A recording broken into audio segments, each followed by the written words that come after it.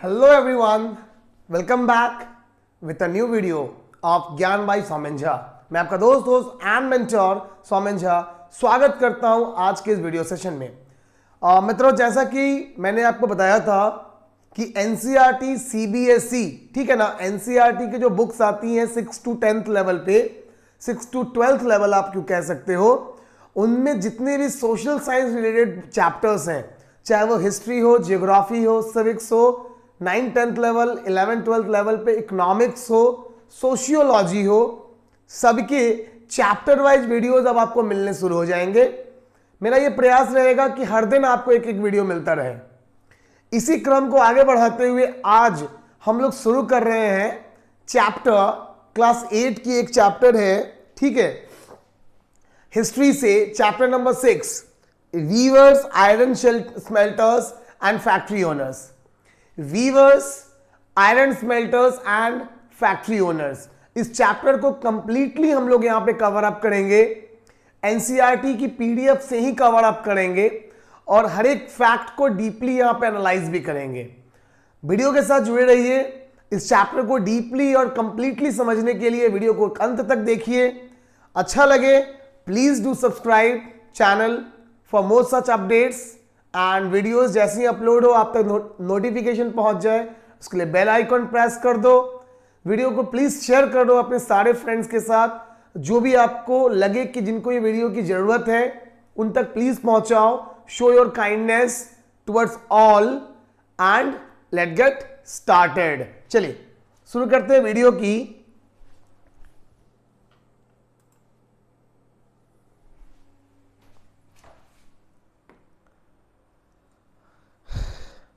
हम यहां पे बच्चों सबसे पहले क्या करेंगे,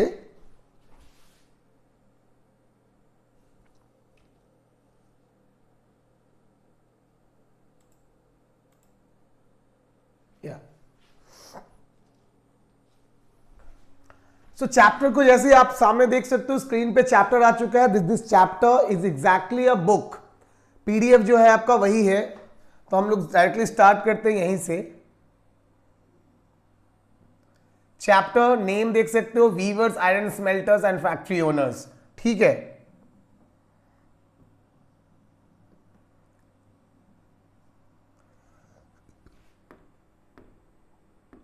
बेसिकली चैप्टर को स्टार्ट करने से पहले एक क्विक रिकैप में आपको दे देता हूं कि चैप्टर में हम लोग पढ़ेंगे क्या। तो चैप्टर में हम लोग फर्स्ट ऑफ ऑल रीड करेंगे वीवर्स के बारे में। नाउ हु आर वीवर्स, समझने की बात है, like who are viewers.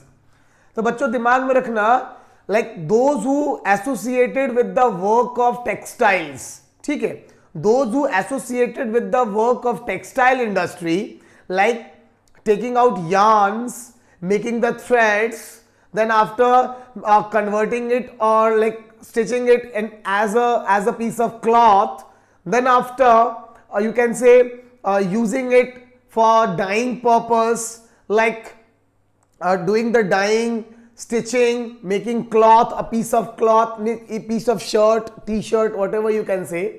So they all are come under that category, ठीक है। सो वीवर्स यहां पे सबसे पहले पायदान पे खड़े वो लोग होते हैं जो लोग धागे की यानी कि सूत की कताई का काम करते हैं। सूत की कताई का मतलब है कि धागा बनाना, ठीक है ना, क्योंकि धागा बनेगा फिर जाके कपड़े के प्रोसेस की ओर हम लोग जाएंगे। तो हम लोग यहां पे पढ़ेंगे कि वीविंग वर्क से रिलेट, ठीक है, हम लोग पढ़ेंगे इंडियन कॉटन के बारे में, Indian cotton and Indian cotton की जो स्पेशलिटी है, इंडियन कॉटन की जो क्वालिटी है, we will read about that quality. इसके अलावा हम लोग बात करेंगे कि why the Indian cotton, why Indian cotton get declined, ठीक है। पहले बात करेंगे how it grown up and then we will talk about, है ना, व्हाई इट ग्रोन अप, और ग्रोन अप के बाद बात करेंगे व्हाई इट अगेन डिक्लाइंड। एक एक फैक्ट को अच्छे से कवर अप करेंगे regarding the cotton industry in India, ठीक है। बुक आपके सामने होगा, चैप्टर आपके सामने होगा और एग्जैक्टली आपके बुक के इसी चैप्टर से हम लोग सारा डाउट्स को अपना क्लियर अप करेंगे। So you will not feel कि कुछ और पढ़ा रहा हूं या कुछ एक्स्ट्रा है या फिर जो ऐसा जो आपको काम का नहीं हो, ऐसा बिल्कुल नहीं होगा, ठीक है। चलिए स्टार्ट करते हैं चैप्टर को। चैप्टर के फर्स्ट पेज पे आप जैसे ही आओगे,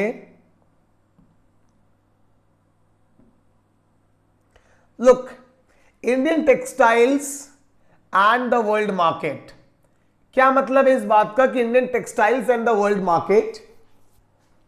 वी विल रीड हियर कि कैसे जो इंडिया का टेक्सटाइल है, इंडिया का textile around 1750 before the British conquest Bengal, India was by far the world largest producer of cotton textile.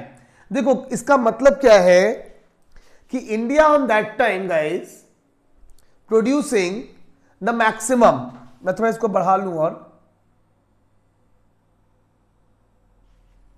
एक सेकेंड,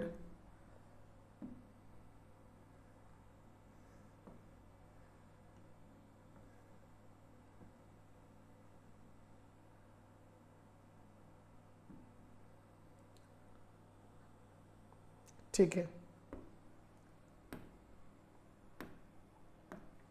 हाँ, so India was generally doing the trade, India was doing the trade with not only the British, britishers से पहले आप सबको पता है कि by the 1498 on that port of Calicut Vasco da Gama landed, and after his land Europeans के लिए India का एक मार्केट ओपन हो चुका था। सो ब्रिटिश से पहले ऑलरेडी, है ना, ब्रिटिश से पहले ही ऑलरेडी आप कह सकते हो कि बहुत बड़े मात्रा में, ठीक है, ब्रिटिशर्स के आने से पहले ही गाइस बहुत बड़े मात्रा में जो पोर्टुगीज थे, ठीक है, पोर्टुगीज सेलर्स, पोर्टुगीज के बाद में फ्रेंच हो गए, डच हो गए, ठीक है, तो ये सब लोग इंडिया में ऑलरेडी इंटर हो चुके थे and they are doing business. इनसे पहले की मैं अगर बात करूं, so Arab merchants, the Arabic merchants are also, they are related to India and they are doing business. So Indian cotton was by the large famous, ठीक है, तो आप ऐसा कह सकते हो कि ऑलरेडी फेमस था, कुछ ऐसा नहीं कि ब्रिटिशर्स यहां पे आके एक्स्ट्रा कर गए। Now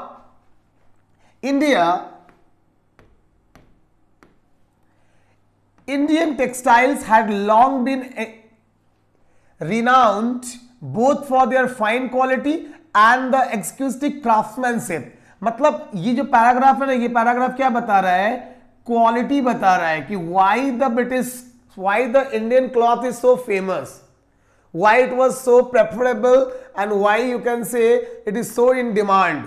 The reason is the fine quality and the craftsmanship, मतलब डिजाइन, कारीगरी, ठीक है। देखो यहां पे कहां जाता था, तो इंडियन क्लॉथ का ट्रेड होता था साउथ ईस्ट एशिया में, जावा, सुमात्रा, है ना, पेनांग, उसके अलावा वेस्ट एंड सेंट्रल एशिया में, लाइक पूरा एशिया कवर अप था। 16th सेंचुरी के बाद यूरोप में भी ट्रेड होना शुरू हो गया। मतलब these are the areas where Indian textile, like Indian clothes used to trade, जहां इनका व्यापार होता था, ठीक है ना। आगे मैं बढ़ रहा हूं, memories of this flourishing trade and the craftsmanship of Indian weavers is preserved in many words still current in English and other languages. Like what is the word exactly meaning here? यहां पे जो word लिखा है ना, many words, इसको समझने की जरूरत है, यही अभी आगे पढ़ना है। बहुत सारे ऐसे वर्ड्स थे उस समय जो कपड़ों के लिए, यानी कि मतलब अलग अलग वैरायटी के कपड़ों को दिए गए, और वो जो वर्ड है, उन वर्ड्स के पीछे उन कपड़ों से जुड़ी हुई एक अपनी कहानी है, ठीक है। यही कहानी को यहां पे डिस्क्राइब किया जाएगा अगले पैराग्राफ में। तो यहां वर्ड्स को पिक आउट करके उन वर्ड्स के थ्रू एक हिस्ट्री एक्सप्लेन करने का प्रयास किया गया है British historians as well as Indian historians के थ्रू, ठीक है। चलिए, आप कुछ डाउट लगे या फिर कुछ एक्स्ट्रा पूछना हो, प्लीज डू कमेंट। मैं यहां इसलिए आया हूं आपके सामने चैप्टर को लेके, so that we can easily clear it up, ठीक है। चलिए, वर्ड्स टेल अस हिस्ट्री, शब्द जो हमें इतिहास बताएंगे। यहां इंपॉर्टेंट कौन है? यहां पे एक शब्द है मुस्लिम। मुस्लिम इंपॉर्टेंट है second one is the calico. Calico important है। पहले बात करते हैं मुस्लिम की, फिर बात कर लेंगे कैलिको की, ठीक है ना। तो मुस्लिम के लिए आप एक सेकंड मुझे टाइम दीजिए, लेट मी ओपन।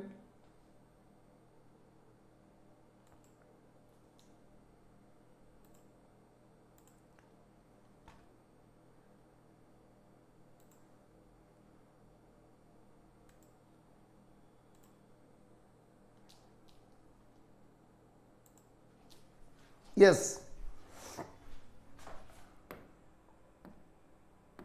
जी हाँ, मुस्लिम, स्टोरी ऑफ मुस्लिम। देखो ध्यान दो, the earliest muslin was known as mulmul. देखो मलमल लिखा हुआ है और मलमल, देखो मुलमुल या मलमल बुलाते थे मुस्लिम को। It was a hand woven fabric made with the finest handspun yarns. मतलब हाथों से बुनाई की हुई मलमल का कपड़ा, यानी कि सबसे सॉफ्टेस्ट कपड़ा जो होता है ना, उसको मुस्लिम, वो मतलब मलमल ही एग्जैक्टली मुस्लिम था, ठीक है। क्यों था वो आगे मिलेगा।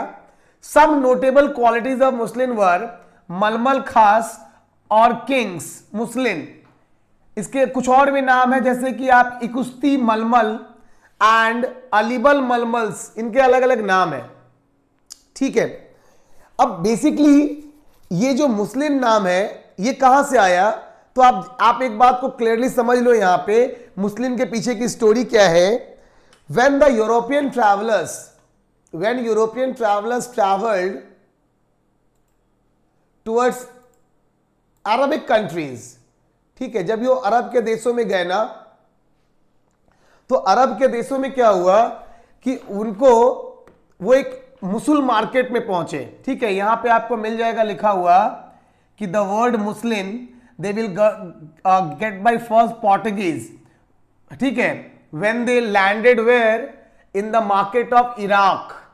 देखो इराक है, इराक में एक मार्केट है जिसका नाम है मुसल। अब इराक के इस मुसल के बाजार में बिकने वाला जो कॉटन था उसको इराक वालों ने नाम दिया हुआ था मुस्लिम। मतलब मुसल के बाजार में बिकने वाले कॉटन को कहेंगे मुस्लिम। ये कैसे पता चली, किसको पता चली, तो ये पता चला किसको, वास्को ड गामा को। आप यू कहो कि आप पोर्टुगीज सेलर्स जो वहां पे गए, Marco Polo was also one of the man who identified this muslin, ठीक है। तो इनको पता चला, फिर उन्होंने उस फाइनेस्ट कॉटन की जो क्वालिटी है उसको देखा, जिसको कि अट्रैक्ट किया, यानी कि मुस्लिम की उस फाइनेस्ट कॉटन क्वालिटी ने अट्रैक्ट किया इन पोर्टुगीज सेलर्स को, और वो निकल पड़े इंडिया की तरफ, यानी कि उस मुस्लिम की खोज की तरफ, उस धरती की खोज की तरफ जहां पे इस फाइनेस्ट क्वालिटी के कॉटन को बनाया को मतलब का उत्पादन प्रोड्यूस किया गया है, ठीक है। साथ ही साथ स्पाइसेस, मसाले भी वो कारण थे जिनकी वजह से खोजकर्ता सारे जितने रिसर्चर्स हैं वो निकले किसकी तरफ, इंडिया की तरफ। चलिए आगे आते हैं, नेक्स्ट टॉपिक है हमारा कैलिको।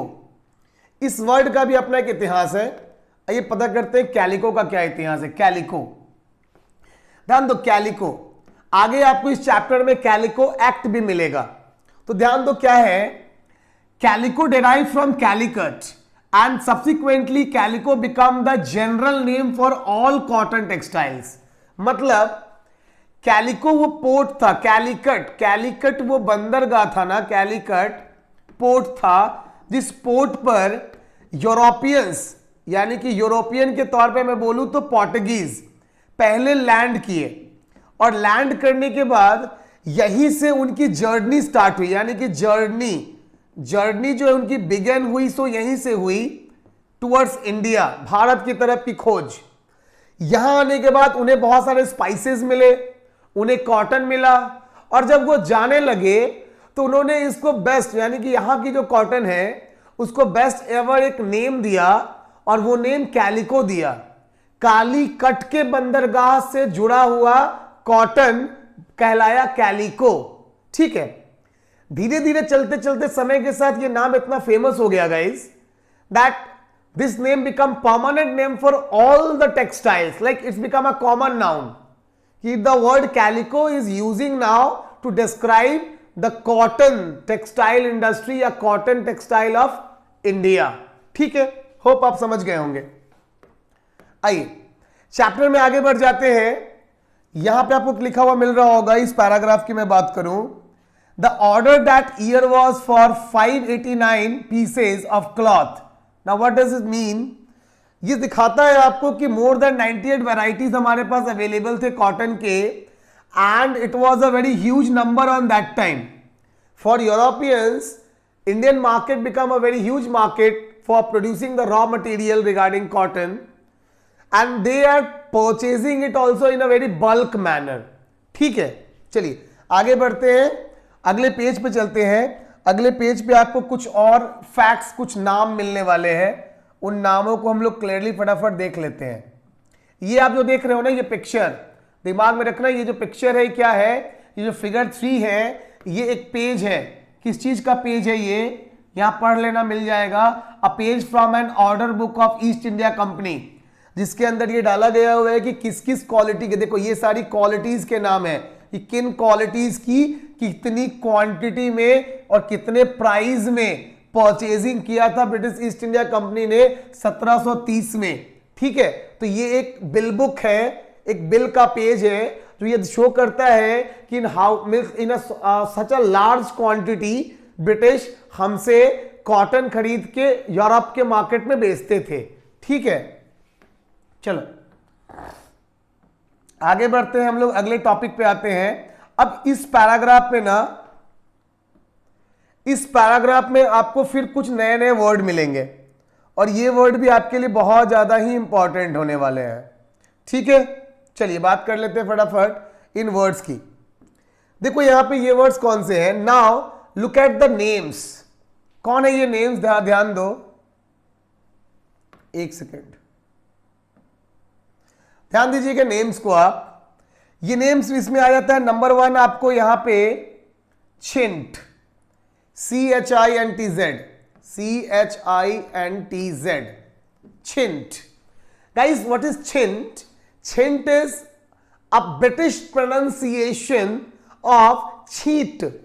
ठीक है, छीटदार कपड़ा होता है।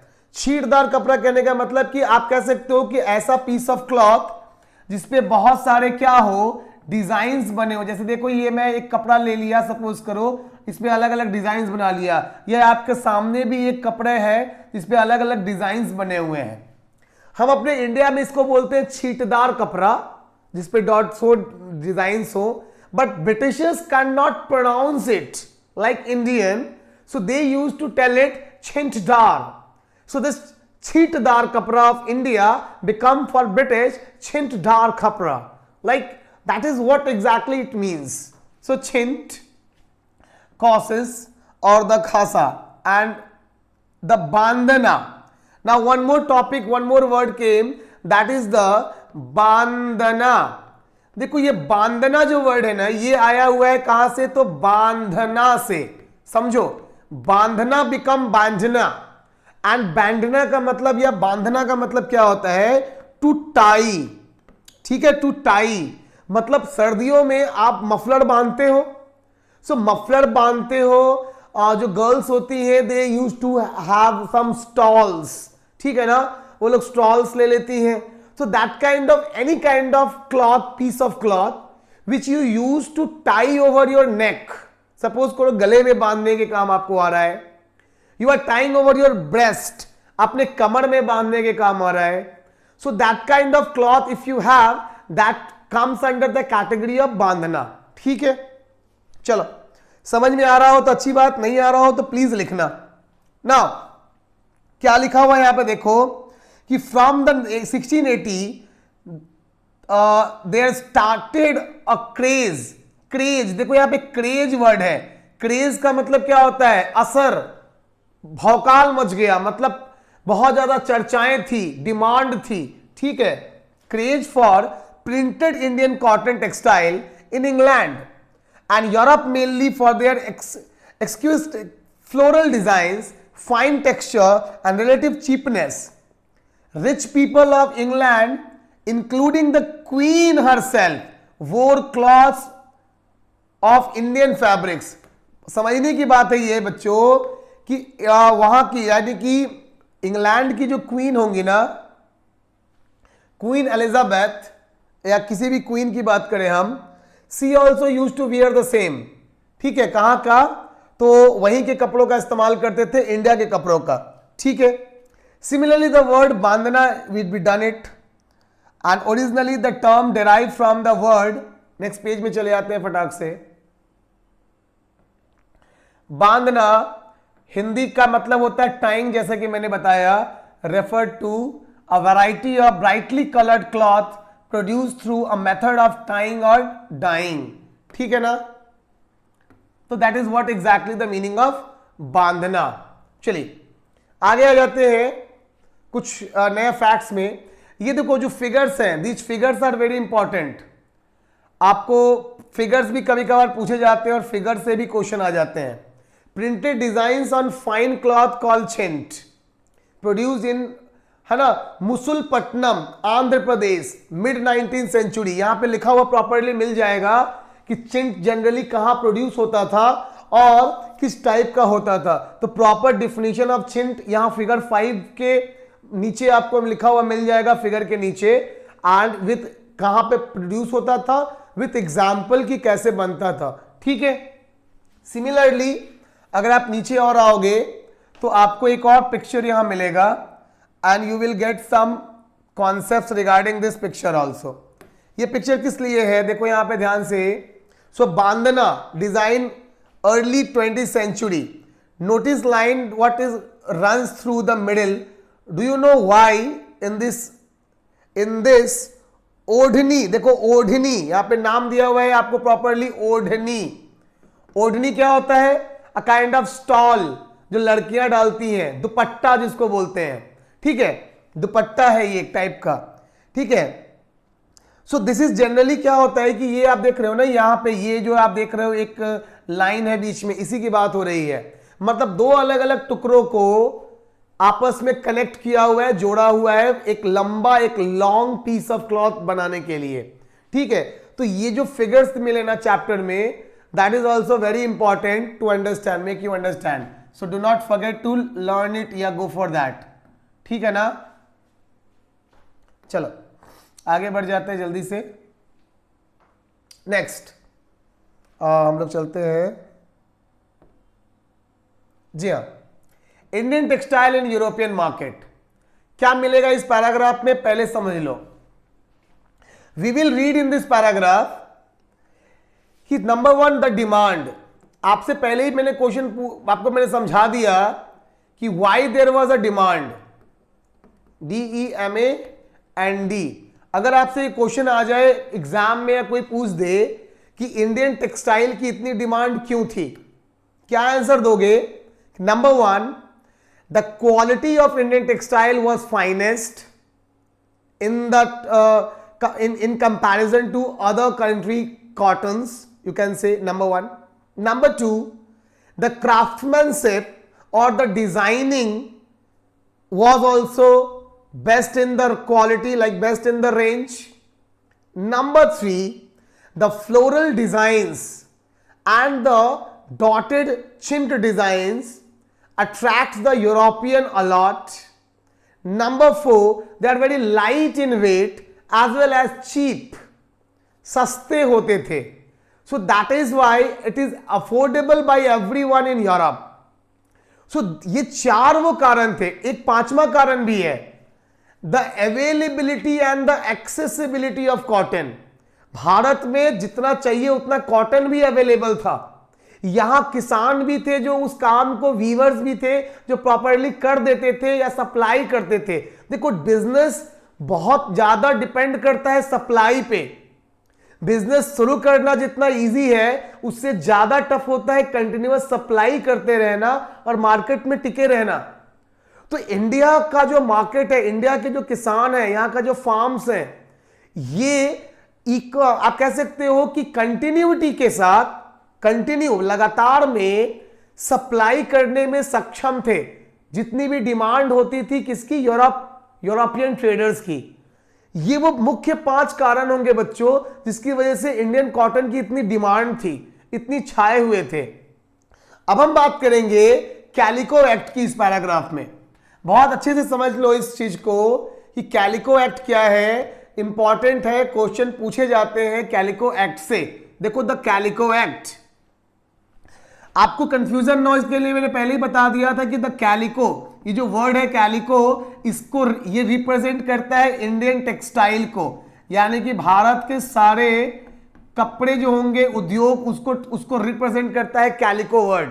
ठीक है, एक्ट यानी कि कानून, लॉ।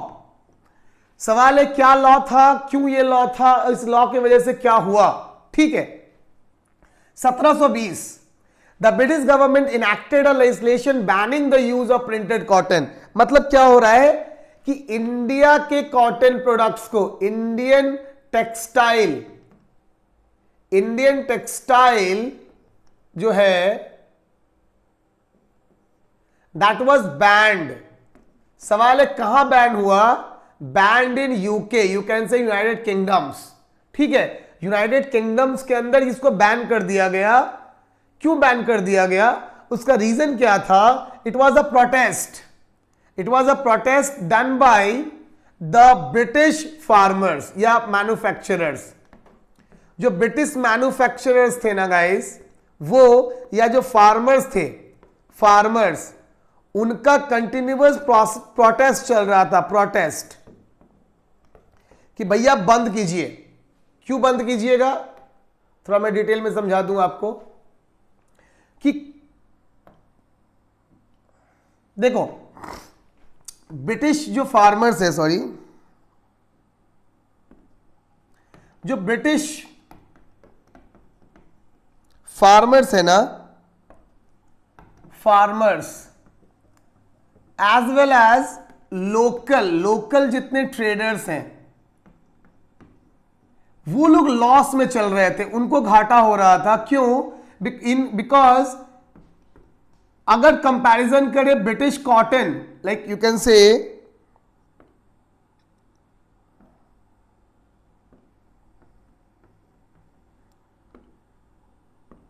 अगर हम कंपैरिजन करें British cotton versus Indian cotton की, so no doubt Indian cotton is far better. कौन, that Indian cotton is far better. ठीक है, ये रेस में आगे होगा, जीत जाएगा। अब यही कंडीशन था गाइस, इसका असर ये हुआ कि जो ब्रिटिश फार्मर्स थे या जो ब्रिटिश ट्रेडर्स थे, उनके जो प्रोडक्ट्स थे, वो प्रोडक्ट्स जनरली सेल नहीं होते थे या फिर उनकी उतनी डिमांड नहीं थी। इसी की वजह से उन्होंने प्रोटेस्ट किया और इस प्रोटेस्ट का असर था कैलिको एक्ट। कैलिको एक्ट के तहत ये तय किया गया कि the British manufacturers, traders, like those who are having the mills, वो लोग पहले ब्रिटेन का यानी कि लंदन का, ब्रिटिशर्स का जो फार्मर है उनका प्रोडक्ट परचेस करेंगे, फिर उसके बाद अगर और डिमांड क्रिएट होगी then they can go for Indian textile, Indian pieces of cloth pieces. ज्यादातर प्रॉब्लम चिंट के साथ थी because it was highly recommended by the people of that time. ठीक है, तो ये बात दिमाग में रख लेंगे आप कि ये वो कारण था जिस कारण से इसको बैन कर दिया गया, इसको रोक दिया गया। ठीक है, चलिए आगे बढ़ जाते हैं। अब मैं यहां चला आता हूं स्पिनिंग जेनी के टॉपिक पे। इस पैराग्राफ को जब आप रीड ऑन करोगे ना, so this paragraph is about spinning jenny. पहले इस बॉक्स में पढ़ो अच्छे से क्या लिखा हुआ है। अ machine by which a single worker could operate several spindles. Detail में समझाऊंगा इसको, है ना। अभी तक का वीडियो समझ में आ रहा हो चैप्टर अच्छे से तो कमेंट कर दो, समझ में आ जाएगा कि what you just liked it और not, you understood the topic और नॉट। ठीक है, और मतलब कुल मिला के लॉजिक यही है कि चैप्टर को आप अच्छे से रीड ऑन भी करोगे। वीडियो देख लो, सर में चैप्टर एक बार रीड कर लेना बुक से, अपने एनसीईआरटी से, आपका ओवरऑल कंफ्यूजन सारा क्लियर हो जाएगा चैप्टर और उसके टॉपिक के रिगार्डिंग। चलिए, स्पिनिंग जेनी ये एक मशीन थी गाइस। मशीन की खासियत क्या थी कि एक बार में यानी कि एट अ टाइम एक समय में, वन टाइम, ठीक है, वन टाइम बोल सकते हो, एक समय में 8, ठीक है, 8 वर्कर्स काम कर सकते हैं। कैसे? क्योंकि 8 जो स्पन है ना, यहां पे जिसकी बात हो रही है स्पिंडल्स, जो स्पिंडल्स हैं वो 8 स्पिंडल्स एक साथ काम करते थे, ठीक है, और इस तरीके से 8 स्पन्स एक साथ काम करके काम को 8 गुना, 8 टाइम्स इंक्रीज कर दिया।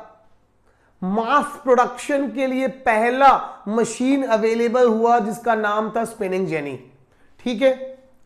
किसने कब इन्वेंट किया? तो इन 1764 spinning jenny was invented by John के, है ना। Increase the productivity of traditional spindles. और इसके बाद जब स्टीम इंजन, रिचर्ड आर्कराइट ने अपने मिल के अंदर, याद रखोगे उनकी अपनी मिल थी, 1786 में उन्होंने अपने मिल में स्टीम इंजन का इस्तेमाल किया, जिसकी वजह से और ज्यादा प्रोडक्शन बढ़ गया। यानी कि प्रोडक्शन जो है ना, प्रोडक्शन जो लाइन है ना, that is increased very much, ठीक है, कोई दिक्कत नहीं। चलिए आगे बढ़ जाते हैं। अब हम लोग चले जाते हैं नेक्स्ट इस पैराग्राफ पे। ये पैराग्राफ क्या है और क्यों, मतलब इस पैराग्राफ में आपको क्या मिलेगा पढ़ने को? इस पैराग्राफ में आपको पढ़ने को मिलेगा that how they used to purchase, ठीक है, मतलब मैं यहां लिख रहा हूं, क्वेश्चन लिख रहा हूं, how the British purchase cotton, यानी कि जो ब्रिटिश है वो कॉटन किस तरीके से परचेज करते थे, किस बेसिस पे परचेज करते थे। समझो, इनिशियल स्टेज में यानी कि शुरुआती दिनों में कॉटन की खरीदारी करने के लिए या यहां से स्पाइसेस वगैरह की खरीदारी करने के लिए, टी लीव्स या कुछ भी हो उसकी खरीदारी करने के लिए ब्रिटिश अपने कंट्री यानी कि इंग्लैंड से भारी मात्रा में सिल्वर, गोल्ड ऐसी चीजों को लेके आते थे, मतलब कीमती चीजें लेके आते थे, और उनके बदले में हमारे यहां से कॉटन या फिर स्पाइसेस हो, कोई भी प्रोडक्ट, मैं यहां बात कर रहा हूं किसी भी प्रोडक्ट की, उसको परचेस करते थे। बट जैसा कि यहां लिखा हुआ है, एज यू नो, ठीक है, but as you know when the company get the political power in Bengal, it is now no longer had to import precious metals to buy Indian goods। क्या मतलब है इस बात का? ध्यान से समझ लीजिए एक बार अच्छे से, कि पहले क्या था कि वो लोग लेके आते थे, लेकिन अब क्या हुआ, आपने ऑलरेडी पढ़ा हुआ है चैप्टर 2-3 में, अगर आपने चैप्टर 2-3 को अच्छे से पढ़ा होगा, कि ब्रिटिशर्स को क्या मिल गई थी गाइस? दीवानी, उनको दीवानी राइट्स मिल गए थे, दीवानी राइट्स। ये दीवानी राइट्स क्या था? तो दीवानी राइट्स का मतलब था टैक्स कलेक्शन, ठीक है, power of collecting the tax, right to collect the tax. और इस टैक्स कलेक्शन के बिहाफ में they get some interest, like they get some amount and this amount will, you can say, ये जो amount है, this amount will call a kind of commission, ठीक है, commission. तो ये जो कमीशन अमाउंट होता था ना, ये उस समय बहुत ज्यादा होता था, और ब्रिटिशर्स के लिए इनफ था कि वो अब इसी कमीशन अमाउंट से इंडिया के अंदर इंडिया के रॉ मटेरियल्स को परचेस कर सके। समझने की बात यहां पे है कि जैसे अभी मान लो कि मैं अगर कुछ तुमसे खरीद रहा हूं, तो उसके लिए मैं तुमको पे कर रहा हूं। अब क्या होगा, बाद में क्या हुआ कि जैसे मुझे दीवानी मिल गई, मान लो कि तुमने मुझे ना अपने यहां पे रख लिया किसी काम पे, ठीक है, आपकी दुकान है और आपने अपनी दुकान में मुझे रख लिया काम पे, ऐसे समझ लो अच्छे से।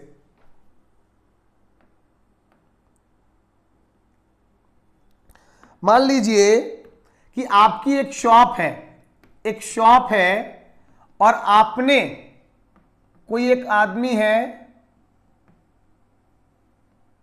ठीक है, जो ऐसा भी हो, अच्छा नहीं बना, तो कोई एक आदमी है, उसको आपने रख लिया अपने यहां पे जॉब पे, ठीक है, जॉब पे रख लिया।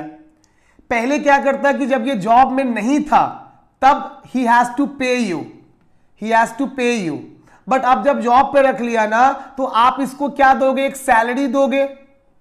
अब ये तुमको बोलेगा कि मुझे दुकान से सामान दो और जो पैसे होंगे वो मेरी सैलरी से काट लेना, ठीक है ना। तो इसी तरीके से ब्रिटिश भी के जो था, मतलब ब्रिटिशर्स भी जो थे, उन्होंने एक तरीके से एक जॉब एक्वायर कर लिया टैक्स कलेक्शन का, और उस जॉब के रिगार्डिंग जो उनको एज अ कमीशन या सैलरी या बोलो मिलने लगी अब भारत के अंदर, बंगाल के अंदर, उस पैसे का इस्तेमाल वो लोग यहां की परचेजिंग के लिए करने लगे, ठीक है। होप आप समझ गए होंगे ओवरऑल मोटा मोटा मेरे समझाने का मतलब। आइए आगे बढ़ जाते हैं, अगले पेज की तरफ बढ़ते हैं। नेक्स्ट, अब यहां पे आपको एक मैप दिखेगा इस पेज पे, where were the major centres of weaving in the late 18th century. India के ये वो मेजर सेंटर्स हैं जहां पे वीविंग उस समय सबसे ज्यादा होती थी, तो इसको अच्छे से आप देख लेंगे। एंड सबसे इंपॉर्टेंट है इसके अंदर इस फिगर 8 में लिखी हुई बातों को रीड ऑन करना। ये जो लिखा हुआ है ना, इसको अच्छे से पढ़ लोगे, इसमें आपको मिलेगा कि बंगाल, जो कि आज अभी बांग्लादेश है अभी का, वो सबसे ज्यादा मलमल जो है ना, मलमल, ये जो मलमल है जिसको हम लोग छिंट भी बोल रहे हैं अभी, छिंट, CHINTZ, छिंट सबसे ज्यादा जिस रेंज में उगता था, that is the part of Bangladesh, आज का, उस समय का ईस्ट बंगाल, ठीक है। चलो आगे बढ़ते हैं। नेक्स्ट हम लोग आ गए हैं गाइस, हु वर वीवर्स। देखो क्वेश्चन बड़ा अच्छा सा ऊपर में ऑलरेडी मेंशन किया हुआ है बुक में, हु वर वीवर्स। वीवर्स कौन है, तो देखो क्लियरली मेंशन है कि weavers were often belongs to community that specialized in weaving. Suppose है कि वीविंग क्या होती है, so weaving is a work, general sense में बात करूं सो वीविंग एक काम है, किस चीज का, स्पंज। देखो यहां पे लिखा हुआ है spinning as the most like the charkha and the takli were household spinning instruments, the thread was spun on the charkha rolled on a takli. क्या मतलब है इस बात का, ध्यान दो, मैं कुछ यहां पे ड्रॉ कर रहा हूं, अच्छे से देख के समझ लो इसको। बहुत अच्छा तो ड्राइंग नहीं करूंगा बट फिर भी हाँ, जैसा होपफुली हो सकता है करूंगा। आप कह सकते हो कि ये एक ऐसा, ठीक है ना, इस तरीके से एक चरखा जनरली होता है, कनेक्टेड होगा यहां पे, इस तरीके से कनेक्टेड होगा, एक चरखा यहां पे लगा होगा, सूत यहां पे काटने का काम चलेगा, और एक बगल में आप ऐसा कहो कि एक रोलर टाइप का होगा। यहां पे इस चरखे पे क्या करेंगे, सूत काटने का काम करेंगे, और सूत काटने के बाद इस जो स्पिंडलर है ना, इसके अंदर उस धागे को बांधते चले जाएंगे। ये मान लो वो तकली है, तकली का मतलब वो एक डंटा बोलो या फिर वो एक कोई भी आइटम बोलो जिसमें धागे को बांधा जाएगा, ठीक है, तो दैट बिकम तकली, चरखा तकली।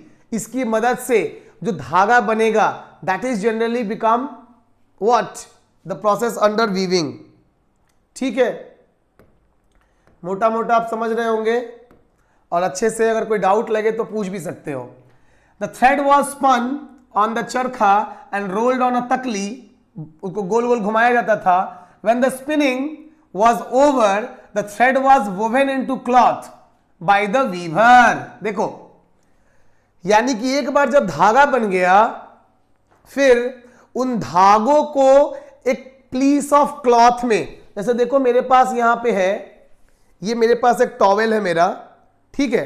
अब जरा आप ध्यान देके देखो, ये जो टॉवेल है आप इसमें देख सकते हो कि इसमें एक एक धागे, ये देखो आप, एक एक धागों को ना पिरोया गया है। आप देख सकते हो यहां पे क्लियरली ये धागे हैं जिनको एक एक करके अंदर में अटैच किया गया है, किस पोजीशन में, तो ये ऐसा जिगजैग पोजीशन है। बहुत ध्यान से समझो कि ये ऐसा जिगजैग पोजीशन है, इस तरीके से इनको आपस में टाइटली पैक किया गया है ताकि ये क्या बन जाए, कपड़ों का जाल है, ये धागों का जाल, सॉरी धागों का जाल है। और ऐसे ही धागों का जाल क्या बनाता है, फाइनली एक पीस ऑफ क्लॉथ बनाता है। तो इस धागों के जाल को बनाने का जो काम करेगा वो कौन कहलाएगा? फाइनली वीवर कहलाएगा, बुनाई करने वाला, बुनने वाला। ठीक है, चलो आगे बढ़ जाते हैं चैप्टर में। और अगर आपको समझ में आ रहा हो तो वेल एंड गुड, नहीं आ रहा हो तो प्लीज कमेंट करो कि क्या कौन सा पार्ट नहीं समझ में आया।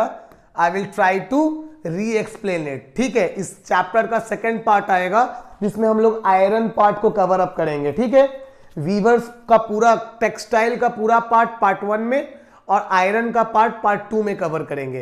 तो अगर कमेंट कर दोगे आप तो कल जो पार्ट 2 बनाऊंगा उसमें आज के डाउट्स को भी क्लियर कर दूंगा। ठीक है ना? तो अगर कुछ डाउट है इस टॉपिक से, वीविंग से रिगार्डिंग या किसी भी टेक्सटाइल टॉपिक से रिगार्डिंग, तो please do comment. I will make assuredly make it clear. ठीक है, चलो अब बात करते हैं फटाफट the decline of Indian textile, यानी कि इंडियन टेक्सटाइल के गिरने का कारण। 2 रीजन आपको बुक में दिए हुए हैं, कॉजेज है, ये कॉजेज ऑफ डिक्लाइन है, कारण है, कॉजेज है डिक्लाइन के। पहला बात करेंगे फर्स्ट की, देखो क्लियरली फर्स्ट लिखा हुआ है, Indian textiles now had to compete with the British textile. Problem क्या था ब्रिटिश टेक्सटाइल के साथ कंपीट करने में? तो समझो ब्रिटिश टेक्सटाइल्स जो थे ना वो चीप थे। चीप क्यों थे? क्योंकि मशीन मेड थे, मशीनों में बनते थे, प्रोडक्टिविटी ज्यादा थी, माल सस्ता हो जाता था, यानी कि सामान सस्ता हो जाता था, और गरीब जो है पुअर क्लास के पीपल वो इजीली इसको अफोर्ड कर लेते थे। That is one of the major problem, reason था डिक्लाइन का इंडियन कॉटन के साथ के पास। Number 2, second reason, exporting textile to England also become increasingly difficult since very high duties were imposed on Indian textile imported in Britain। क्या मतलब है इस बात का? कि टैक्स इंक्रीज हो गए, टैक्स बढ़ा दिए। किसने? तो ब्रिटिश गवर्नमेंट ने। ध्यान दीजिएगा, ब्रिटिश गवर्नमेंट ने टैक्स बढ़ा दिया। किसका? इंडियन कॉटन के ऊपर। क्यों? क्योंकि कैलिको एक्ट लगा था, है ना? तो कैलिको एक्ट के बाद टैक्सेस बढ़ने लगे, और इस तरीके से जब इंडिया का कपड़ा वहां जाता हाई टैक्स लग के वो ऑलरेडी महंगा हो जाता in comparison to British cloth. ठीक है, तो this is the second reason कि जो ब्रिटिश क्लॉथ्स है उनको लोग प्रेफर करने लगे यूरोप के मार्केट में भी, क्योंकि वो सस्ते पड़ रहे थे in comparison to Indian cloth. लेकिन यहां एक बात जरूर है जो यहां लिखा भी हुआ है कि ऐसा बिल्कुल नहीं है कि इंडियन टेक्सटाइल और इंडियन कॉटन बिल्कुल खत्म हो चुका था, नहीं। जितने भी हाईली लाइक यू कैन से हाई क्लास पीपल थे, ठीक है, they still believe and prefer Indian textile.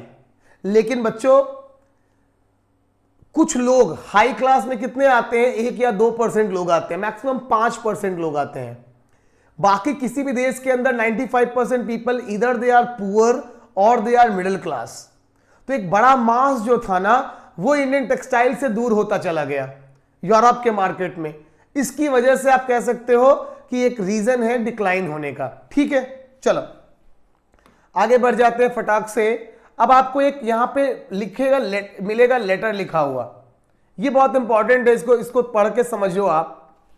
ये we must starve for food, जब आप इसको रीड करोगे तो आपको एक कहानी दिखेगी कि लगभग 1823 में the company government in India received a petition from 12,000 weavers. 12,000 weavers ने मिलके ब्रिटिश सरकार को एक चिट्ठी लिखी थी, एक पिटीशन, एक नोटिस डाला था, इसमें उन्होंने बताया कि हम भूखे मरने वाले हैं क्योंकि आपके कपड़ों यानी कि ब्रिटिश मिलमेड क्लॉथ्स की वजह से हमारा मार्केट खत्म हो चुका है। हमारे रॉ मटेरियल्स हाई टैक्सेस लगने की वजह से हमारे रॉ मटेरियल्स कोई नहीं खरीद रहा है, हमारे पास स्टॉक में सामान है और हमें इसको बेचने वाला कोई खरीदने वाला इसे नहीं है। इंडिया के अंदर हम इसे नहीं बेच सकते और हमें कोई दूसरा काम भी नहीं आता, है ना। हम बताइए अपने सामान का करे तो करे क्या, और इस काम को छोड़ के हम दूसरा क्या काम करें, ये भी बहुत इंपॉर्टेंट है। ठीक है, पढ़ोगे आप, मिल जाएगा आपको exactly the same thing. Now this is also a type of letter. एक विडो है स्पिनर, तो एक विडो स्पिनर है, उन्होंने एक इस लेटर को उस लेटर को उन्होंने लिखा था एक एडिटर को। एडिटर का मतलब होता है एक न्यूज़पेपर के एडिटर को, और उस न्यूज़पेपर के एडिटर के थ्रू ये इसको पब्लिश कराना चाहती थी इस मैटर को।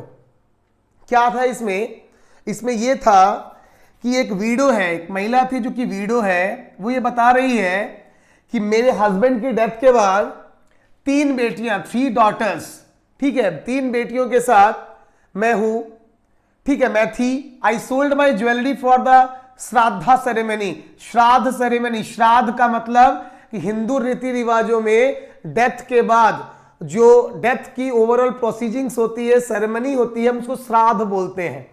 तो श्राद्ध के लिए मैंने जो मेरे गहने थे, जेवर थे, उनको बेच के उनका श्राद्ध कर दिया। उसके बाद अपने परिवार के भरण पोषण के लिए मैं एक स्पिनर बन गई। मैं चरखा और टकली पे, चरखा से धागा काटती, टकली में उसे मोड़ती, और वीवर्स मेरे पास आते, मुझसे ये धागा खरीद के ले जाते।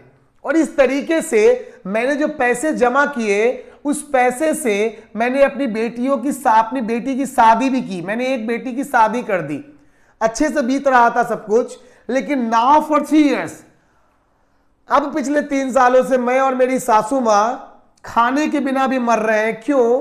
क्योंकि अब कोई वीवर हमारे पास खरीदने को आता ही नहीं। क्यों नहीं आ रहा भाई? क्योंकि वीवर्स के पास भी तो काम नहीं है। तो वीवर कैसे आके खरीदेगा धागे जब उनके पास काम नहीं है? तो ये ओवरऑल अपनी दुख बता रही है कि कैसे एक ओवरऑल पूरी कम्युनिटी ही इस कारण से आप कह सकते हो कि अंडर प्रॉब्लम है। ठीक है, now the most of the condition. अब इस पैराग्राफ में क्या पढ़ोगे? इस पैराग्राफ में पढ़ोगे कि हाउ द मोस्ट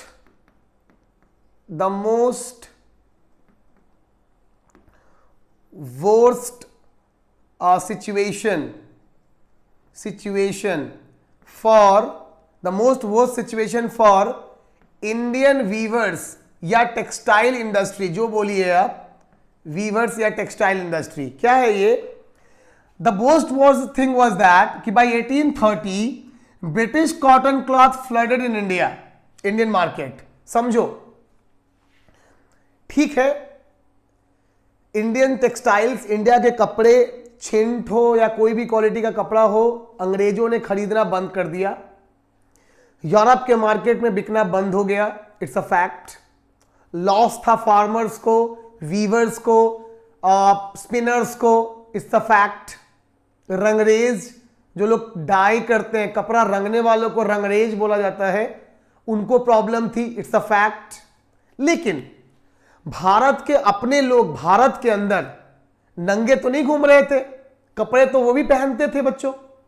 अब जरा सोचो कि इंडिया के अंदर कम से कम इंडियंस, जो इंडियन वीवर्स थे, वो अपने भारतीयों के लिए कपड़ा बना के तो बेच ही सकते थे, और बेच ही रहे थे। इंडिया के लोग नंगे पुंगे तो नहीं घूमते थे। अब क्या हुआ कि 1830 में ब्रिटिश ईस्ट इंडिया कंपनी ने इंडिया के अंदर मिल्स लॉन्च कर दी, कॉटन मिल्स। उन्होंने देखा इंडिया को एज अ मार्केट, और इंडिया के अंदर ही फैक्ट्रियां डाल दी, और इंडिया के अंदर ही कपड़े बनाने लगे, और फिर उसे इंडियन मार्केट में बेचने लगे। अब यही बात यहां पे है कि यहां पे जब उनकी कपड़े आ गए ना, thousands of spinners and weavers get jobless. Why? Because उनके जो कपड़े थे, they are very cheaper. Bad quality, no doubt, bad quality, but cheap. भैया भारत तो हमेशा से गरीब देश रहा है ना? हम हमेशा से गरीब रहे हैं, और गरीबों को क्वालिटी से मतलब नहीं होती। आप जरा सोच के देखो, हम हमेशा दीपावली के समय प्रोटेस्ट चलाते हैं चाइना के खिलाफ कि चाइना के सामान को इस्तेमाल नहीं करना है, चाइना हमारे भारत के साथ अच्छा रिलेशन नहीं रखता, लेकिन जरा सोचो कि जब भी दिवाली का टाइम आता है, जब हमें फोन खरीदना होता है, तो हम सारे फीचर्स को देखते हुए हम चाइनीज फोन को स्विच करते हैं, चाहे वो रियलमी हो, रेडमी हो, शाओमी के प्रोडक्ट्स हो, वन प्लस हो, कोई भी प्रोडक्ट हो, हम चाइनीज की तरफ जाते हैं। सस्ते दाम में बहुत सारे फीचर्स। सिमिलरली हम जो लड़ियां होती है, लाइट्स होती है, ट्विंकलिंग लाइट्स, उनके लिए भी हम लोग चाइनीज प्रोडक्ट्स की तरफ जाते हैं। क्यों? सस्ते होते हैं। तो भारत कल भी गरीबों का देश था, आज भी गरीबों का देश है, और गरीबों को सस्ता सामान चाहिए, चाहे वो टिकाऊ हो या ना हो, अच्छी क्वालिटी का हो या ना हो, ये समझने की बात है। और यही वो कारण था कि हैंडलूम इंडस्ट्री ब्रिटिशर्स के एंट्री के साथ ही बहुत ज्यादा अफेक्टेड हुई। Thousands of people they just get jobless and they force to die, मरने पे मजबूर हो गए। ठीक है, मोटा मोटा मुझे लग रहा है आपको समझ में आ रहा होगा। चलिए, you must heard a Sholapur in western India, the Madura in south India, like Madurai की बात हो रही है, शोलापुर महाराष्ट्र में उसकी बात हो रही है। These towns emerge as a important new centers of weaving. क्यों? Because these centers are developed by British developed these centers and these now like started developing. Mahatma Gandhi argued people to boycott imported textile, और हम यहां पढ़ेंगे थोड़ा सा क्या स्वदेशी movement के बारे में। ठीक है, जहां पे महात्मा गांधी ने स्वदेशी मूवमेंट के तहत खादी पे फोकस करने को कहा था कि we should go for the khadi, like the Indian made products. ठीक है, चलिए नेक्स्ट क्वेश्चन यहां पे एक दिया हुआ है, what happened to the weavers and spinners who lost their job. मतलब ऐसे वीवर्स या स्पिनर्स जिनकी वीविंग के तौर पे एज अ वीवर या स्पिनर जॉब चली गई, उनका क्या हुआ। देखो बहुत क्लियर है, घर तो चलाना है, पेट को तो पालना है, तो अब क्या बन जाएंगे, पढ़े लिखे तो थे नहीं कि ऑफिसर बनेंगे, ब्रिटिश टाइम था, तो दे बिकम लेबर। ठीक है, कैसे लेबर बन गए? So they started migrating from city to city in search of jobs. Some become construction workers, also become plantation workers. कुछ को तो ब्रिटिश गवर्नमेंट ने अफ्रीका से लेकर साउथ अमेरिका तक भेज दिया। ठीक है, मतलब उन लोगों ने साइन किया। आप लोग 10th में पढ़ोगे इनलैंड इमिग्रेशन एक्ट। ठीक है, एक एक्ट की बात मैं कर रहा हूं, एक लॉ है ये, इनलैंड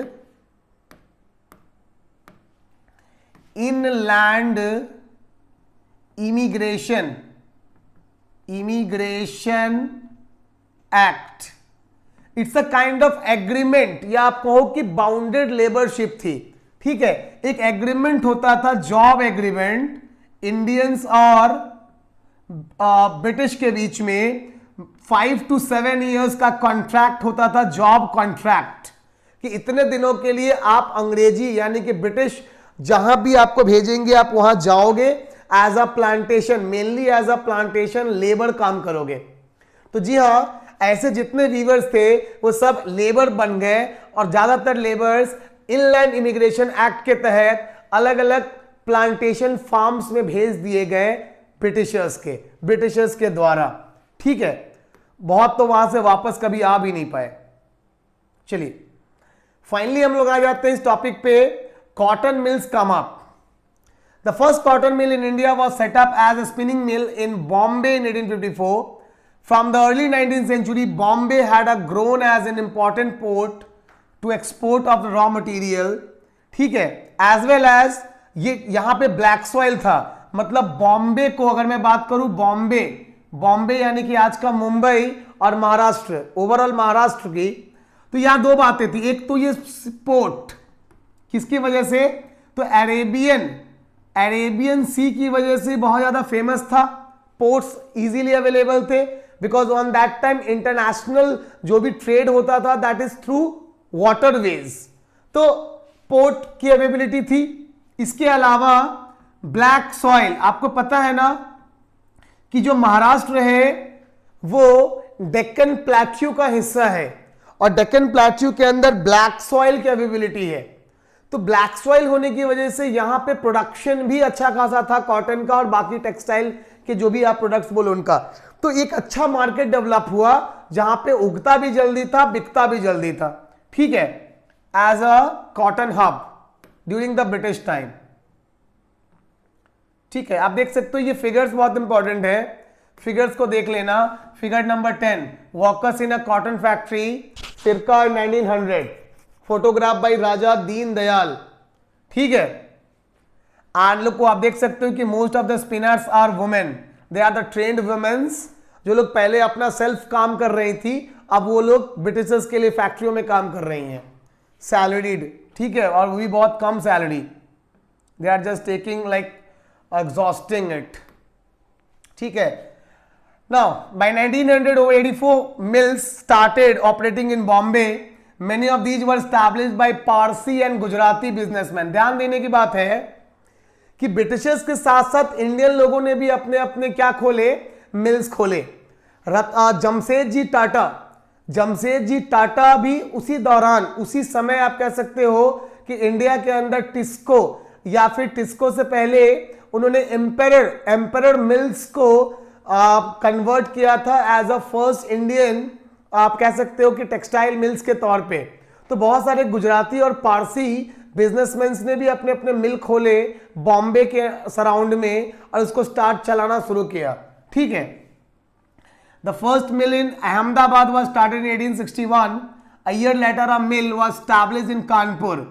तो इस तरीके से आप कह सकते हो कि अलग अलग सीजन्स पे मिल्स आने स्टार्ट हुए and British as well as Indian both started working as a textile, means as in textile industry. ठीक है,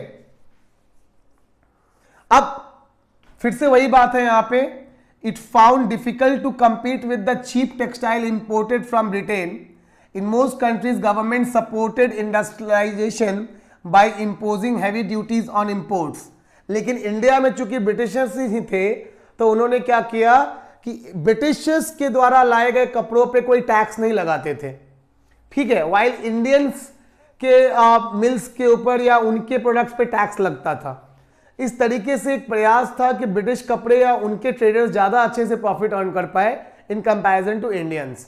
सो ये ओवरऑल आपका एक स्टोरी था, एक पूरा पैकेज था इस चैप्टर के फर्स्ट पार्ट में, जिसमें हम लोगों ने कवर अप कर लिया है पूरा वीवर्स का सेक्शन। अब एक छोटा वीडियो यहाँ बनेगा लेकिन पार्ट 2 में बनेगा, जहां पे हम लोग आयरन स्मेल्टिंग को कवर कर लेंगे, वुड्स स्टील के बारे में डिटेल्ड में पढ़ेंगे।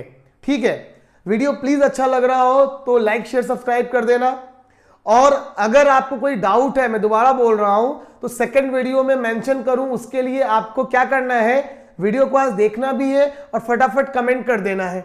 ठीक है ना, कमेंट सेक्शन में डाउट लिख दो चैप्टर के रिगार्डिंग, टॉपिक के रिगार्डिंग, मैं आपके डाउट्स को सेकंड पार्ट में क्लियर अप कर लूंगा।